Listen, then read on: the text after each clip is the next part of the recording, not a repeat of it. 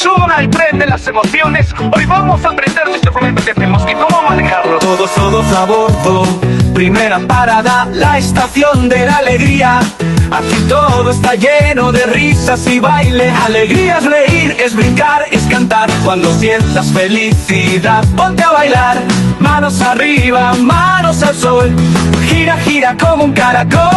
Siguiente parada, la estación de la tristeza. No te preocupes, todos podemos estar tristes a veces.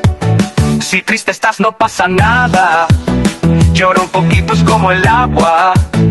Un gran abrazo te hará sentir que la tristeza pronto va a salir. Aquí está la estación del enojo. Es hora de aprender a calmar esa emoción. Cuando el enojo viene a ti, respira hondo, cuenta hasta 10 así. 1, 2, 3, 4, 5, calma ya.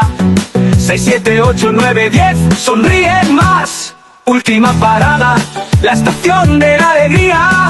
Aquí todo es inesperado y divertido. Sorpresa aquí, sorpresa allá. Abre los ojos, ¿qué pasará?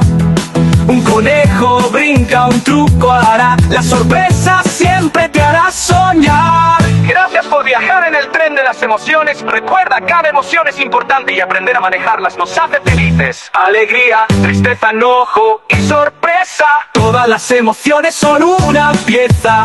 Viajamos juntos, aprendimos hoy. El tren de las emociones siempre vuelve hoy.